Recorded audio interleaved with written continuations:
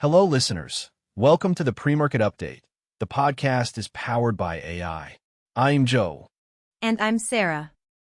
Today is February 10th, 2026. Let's dive in. Market overview.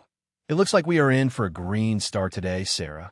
The GIFT Nifty is currently trading around the 25,990 level, which is a solid premium of about 75 points from the Nifty Futures previous close. Yesterday was already quite a powerhouse session for the Indian benchmarks. The Sensex surged 485 points to close at 84,065, while the Nifty 50 climbed 174 points to settle above 25,860. What's really interesting is the breadth of the rally. The small cap index absolutely rocketed by over 2.6%, and mid-caps were up more than 1.6%. We are seeing heavyweights like SBI and Tata Steel hitting fresh 52-week highs, which is a great sign for overall market sentiment. On the F&O front, keep an eye on the NSE. The exchange, which is currently preparing for its IPO, has noted that traders are actively seeking a reprieve from the government regarding the recent Securities Transaction Tax, or STT, hike.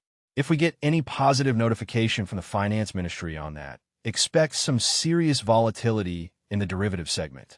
For today, the PSU Bank Index remains the one to watch after its 3.3% jump yesterday, alongside metals and pharma, which are leading the charge. International markets, moving across the borders. Joe, the global cues are looking just as vibrant. Over in Asia, Japan is the star of the show. The Nikkei 225 is extending its post-election rally, scaling record highs as investors bet on the Takaichi trade.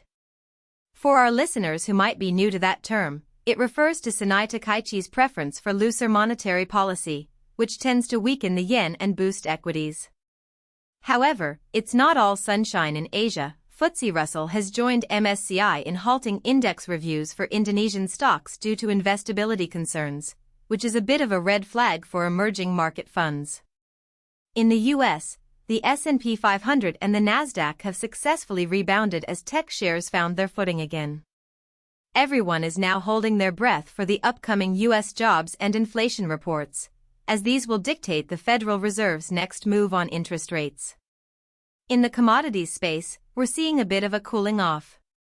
Gold has retreated as investors take profits following recent volatility, and in the edible oil market, veteran traders are predicting palm oil might drop below 4,000 ringgit as it faces stiff competition from South American soy oil, something that could help cool down food inflation back home in India.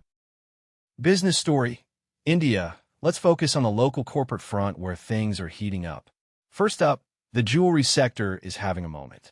Stocks like Kalyan Jewelers and PN Godgo rallied significantly following a landmark U.S.-India trade deal that reduces tariffs on jewelry exports.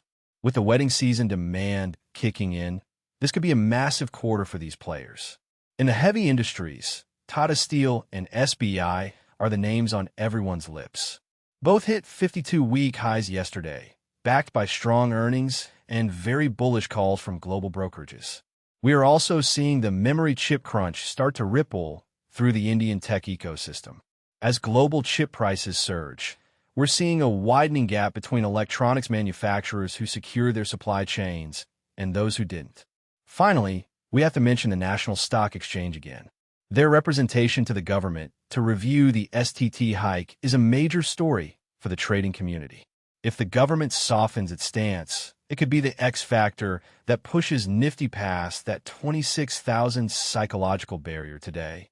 Business story international. On the international corporate stage, big tech is once again grabbing the headlines. Alphabet, the parent company of Google, is tapping the bond market for a significant fundraise. They're looking to fuel their massive AI infrastructure build-out, though they did explicitly warn in their annual report that AI poses new risks to their core advertising business. Meanwhile, Procter & Gamble is having a monster start to 2026. Their stock is surging not just because of a market rotation toward defensive stocks, but because their underlying fundamentals and pricing power are looking incredibly resilient. In Japan, the Takaichi-led rally is expected to bring in 5 times the amount of foreign capital we saw during the Abe era, which is a staggering forecast.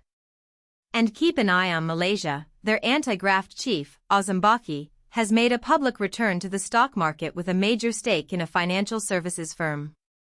This has reignited some older controversies but is definitely something regional investors are watching for governance cues. Economics and geopolitics. Turning to the macro picture, there's a major geopolitical shift happening in the currency markets. Chinese regulators have reportedly advised their domestic banks to limit their holdings of U.S. treasuries. This is a clear move to reduce concentration risk and shield themselves from U.S. market volatility. Consequently, the Chinese yuan has surged to its strongest level against the dollar since mid-2023. This is a double-edged sword for India.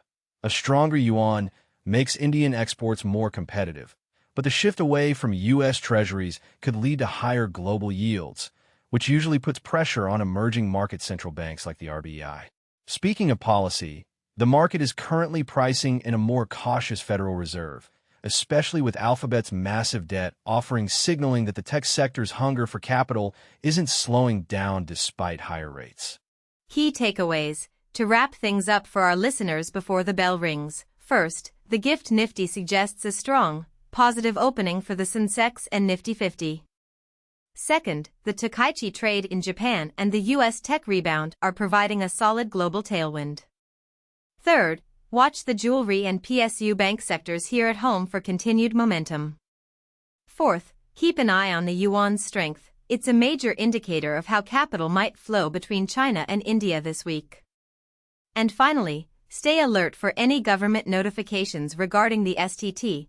That's the primary headline that could change the intraday trajectory for Indian traders. That wraps up today's update. I hope you gained useful insights to start a trading day. Add your thoughts in the comments and follow for more such updates. This is Sarah. And Joe, signing off. Stay sharp out there.